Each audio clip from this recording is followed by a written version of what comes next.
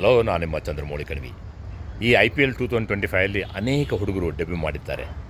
ಆದರೆ ಎಲ್ಲರ ಗಮನ ಸೆಳೆದವರು ಅಂತಂದರೆ ಕೇರಳದ ಕುನ್ನಂಪಲ್ಲಿ ಗ್ರಾಮ ಪೆರಿಂತಲಮನ್ನಾದ ವಿಘ್ನೇಶ್ ಪುತ್ತೂರ್.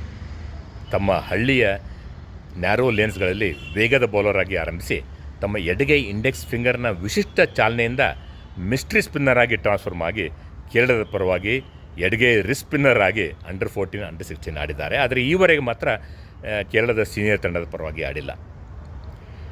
ಕಳೆದ ವರ್ಷದ ಕೇರಳ ಕ್ರಿಕೆಟ್ ಲೀಗ್ನಲ್ಲಿ ಅಲೆಪ್ಪಿ ರಿಪಿಲ್ಸ್ ಪರವಾಗಿ ಆಡಿ ಸುಮಾರಾಗಿ ಬೋಲ್ ಮಾಡಿದರು. ಆದರೆ ಆಗ ವಿಘ್ನೇಶ್ ಮುಂಬೈ ಇಂಡಿಯನ್ಸ್ನ ಟ್ಯಾಲೆಂಟ್ ಸ್ಕೌಟ್ಸ್ ಕಣ್ಣಿಗೆ ಬಿದ್ದರು.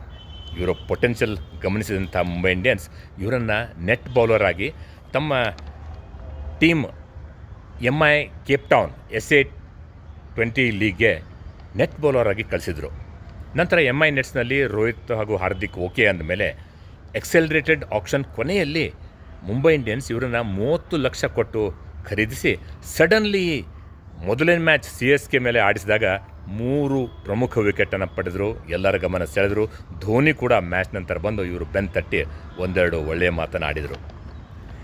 ಈ 24 ವರ್ಷದ ಆಟೋ ಡ್ರೈವರ್ ಮಗ MA English literature student Vignesh Puttur ಈ IPL ಮುಗಿಯೋ ವೇಳೆಗೆ ಯಾವ ರೀತಿಯಾಗಿ ಯಾವ ಮಟ್ಟವನ್ನು ಏರಿರುತ್ತಾರೆ, ಭಾಳ ಇಂಟ್ರೆಸ್ಟಿಂಗ್ ಆಗಿರ್ತದೆ ಅಲ್ವಾ?